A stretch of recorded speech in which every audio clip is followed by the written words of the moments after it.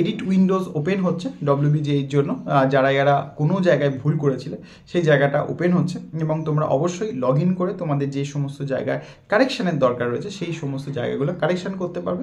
এগুলো বারবার বলা হয়েছে যে তোমাদের বেসিক ইনফরমেশান অবশ্যই ঠিকঠাক রেখো, সেই জায়গাগুলো ভুল করলে সমস্যা আছে। বেসিক ইনফরমেশানগুলো নাম থেকে শুরু করে জেন্ডার থেকে শুরু করে বাবার নাম থেকে শুরু করে যে বেসিক ইনফরমেশান সেই জিনিসগুলো, বিশেষ করে ডোমিসাইল ব্যাপারগুলো, সেই জিনিসগুলো ভুল করলে সেগুলোকে কখনোই তোমরা কারেকশান করতে পারবে না। তো এই জায়গাগুলো বলা সত্ত্বেও বিভিন্ন ক্ষেত্রে বিভিন্ন বলতে পারো অসতর্কতা থাকার কারণে তো এই জিনিসগুলো আমরা ভুল করে আসি।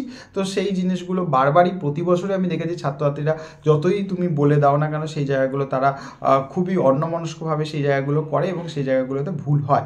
তো যাই হোক, সেই জন্য তোমাদের এডিট উইন্ডো দেওয়া হয়, সেটাকে তোমরা এডিট করার জন্য, কিন্তু বেসিক ইনফরমেশন আমরা এডিট করতে পারি না।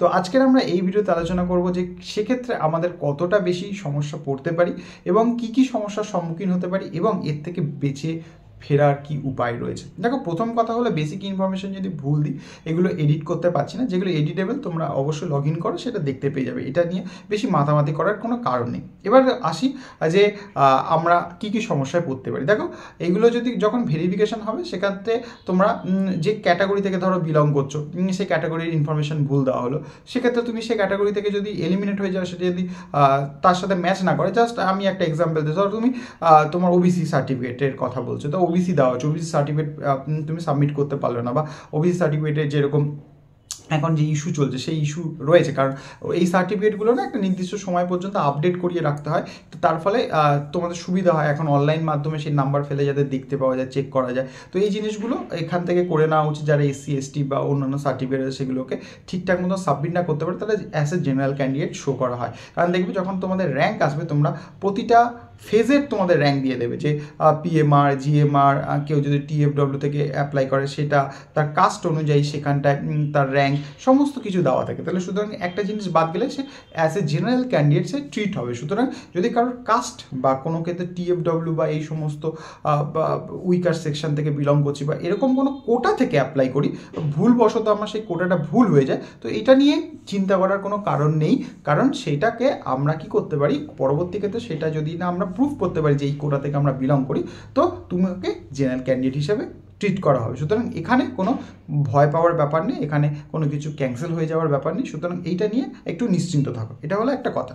দ্বিতীয় কথা হলো যে যখন ভেরিফিকেশান হয় সেই ভেরিফিকেশানের সময় যে বেসিক ইনফরমেশানটা সেটা এই যে রেজিস্ট্রেশন করছো সেই রেজিস্ট্রেশনের পরেও তুমি যখন কাউন্সিলিংয়ে বসবে তখন তুমি আরেকবার কি করবে, তোমার ডিটেলসটা দিচ্ছ। তো সেই যে ডিটেলসটা সেই সময় একটুখানি কেয়ারফুলি দেবে, তার ফলে কী হবে না, তুমি সেই জায়গাতে তোমাকে রিকভারি করার জায়গা আসবে। ঠিক আছে, এই একটা ব্যাপার গেল। এবারে ধরো আমি বলছি, কারোর প্রশ্ন আসতেই পারে যে ধরুন আপনার বেসিক ইনফরমেশন তো দেওয়া রয়েছে, সেটা এডিট করতে পারলাম না, সেক্ষেত্রে গিয়ে যখন কলেজে অ্যাডমিশন নিলাম তখন সেখানে সমস্যা হবে। তো দেখো, কোনো ক্ষেত্রে যদি পরবর্তী ক্ষেত্রে আবার ভুল হয়ে যায় বা সেই কাউন্সিলিংয়ের সময় আমি যে ইনফরমেশনগুলো দিচ্ছি সেই জায়গাগুলোতে আবার কোনো গাফিলতি আসে, তো সেগুলোতে চেঞ্জ করার সুযোগ যদি না পাই, সেক্ষেত্রে কলেজে যখন আমি অ্যাডমিশন নিতে যাব কাউন্সিলিংয়ের পরে, ঠিক আছে, সেক্ষেত্রে তোমাকে কি করাতে হবে, একদম যে পাতি সলিউশন সেটা হলো তোমাকে ফার্স্ট ক্লাস ম্যাজিস্ট্রেটকে দিয়ে একটা অ্যাফিডেভিট করিয়ে দিতে হবে। সে অ্যাফিডেভিট করিয়ে নিলে সেখানটায় তুমি যে ভুল করেছো সেখানটায় তোমার ভুলটা সংশোধন হয়ে গেল এবং সেটা তুমি যদি সাবমিট করে দাও তাহলে কি হবে, তোমার এই যে ভুলটা সেটা তুমি একটা সলিউশন তুমি পেয়ে গেলে। সুতরাং এইটা নিয়ে খুব একটা চিন্তার বিষয় এখন নেই, কারণ আমাদের হাতে অনেক অপশান থাকে।